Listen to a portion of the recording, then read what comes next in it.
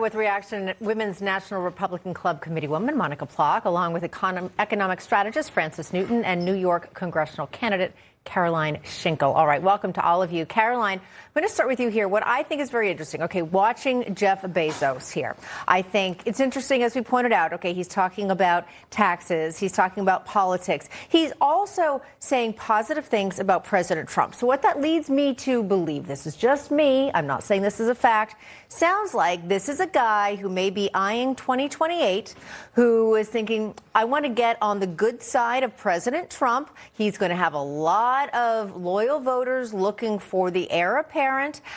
They've voted for a successful businessman before, and it just might be my time. What do you think? Oh, wow. I mean, I could see it. And it's great to see Jeff Bezos on the team. It seems like he's seen the light. So welcome to Jeff. Happy to have you with us.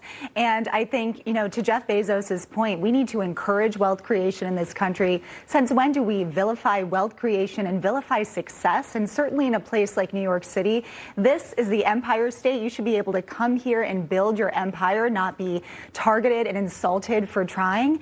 And I think the mayor needs to take a serious look in the mirror and start doing something productive rather than taxing people to death and, driving opportunity and industry out of the city. I think he needs to make New York competitive again and bring industry back to the city, bring opportunity back, give people a break, lower taxes. How about cutting the budget for once? I don't think a socialist, I think that goes against his very fiber of being. Caroline, hypothetically, when you get to Congress, I would like for you to have as little of my money as possible. Well, thank you for that vote of confidence, Bob. I know you would be a good steward of the funds. You are smart. Other people, I don't have that kind of confidence in. And Monica, I think that's the point Jeff Bezos was trying to make. With Amazon, private business has created tons of wealth, jobs, and just it's a great business overall. And then when you throw big money into government, you see what can happen. And New York is becoming the perfect example of that. Exactly. And to your point, he's all about personal liberty, personal choice, free markets. He's really big on innovation. He wants to bring it back, and he cares about Americans. Remember, in that CNBC exclusive interview, he was also talking about cutting out federal income tax for the lower half. This may roughly impact over 76 million Americans. So he's trying to work with everyone and all for pushing innovation and having really it be about the American people. Yeah, he's been a lot more present lately, too. I just feel like kind of everywhere he and his wife, Lauren Sanchez, are out and about, they're doing things. They're much more visible than they used to be. And even recently, Bezos touched on that documentary film, Melania, that came out not too long ago. It was distributed by Amazon MGM Studios, lest we forget, including allegations that Amazon's involvement was meant to placate the president. Here's what he said. The Melania thing is a falsehood that will not die. It's not true. I had nothing to do with that. By the way, it appears it was a good business decision. You know, it did very well in theaters. It's done very well on streaming. People are very curious about Melania. So even though I had nothing to do with it, it appears that the Amazon team made a very wise business decision.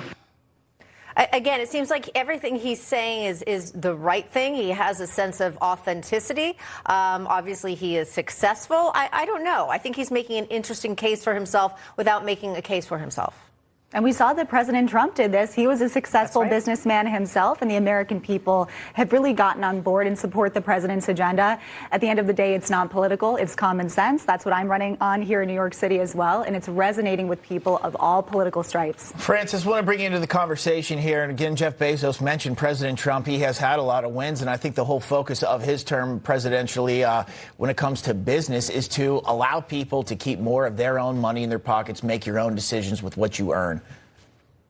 Yeah, so President Trump is working with a much larger chessboard, and you're not going to be able to solve the wealth gap or wealth inequality with taxation alone, because it is part of a broken system. Every iteration you have of the business cycle, the rich get a little richer and the poor get a little poorer. And that's been true and a precursor to the fall of Rome and the French Revolution. And that's been true as long as there has been any kind of a debt-based business cycle. You have to have a debt-based business cycle, because if you don't have an elastic money supply, and then you just should have bought everything yesterday and inflation runs. And that's why Bitcoin hasn't been able to disrupt the US dollar. But that all being said, the taxation alone is not going to fix the system. And I think that was his point about, the teacher in Queens, is that you can't throw money at a broken system. You can't cancel innovation. The tech sector alone, because of AI capex, there was a statistic out today, is responsible for 93% of GDP in the last 4 quarters. Wow. Hello. Right. It sounds like what you're describing is to maybe avoid some of that's a strong middle class with manufacturing and producing your own product. Yeah, the thing is that what you have to do is you have to look at the wealth gap in a new unit of time and figure out how to allocate some of the immense liquidity. We have there's 123 trillion of global GDP. Okay, 90 trillion of that is locked in our stock and bond markets. And that's why the U.S. is so formidable, and it can't be canceled and it can't be forgotten. And Trump has so much leverage regardless of what he says and does. And that's the real reason. And so what you have to do is find a way to meaningfully get liquidity into other parts of the economy. Makes so sense. It's just not serving the highest end. Yeah, very, very good point there. All right, we're going to have to stop the conversation, even though it is very, very interesting. Francis, Monica, Caroline, thank you so much. All right, and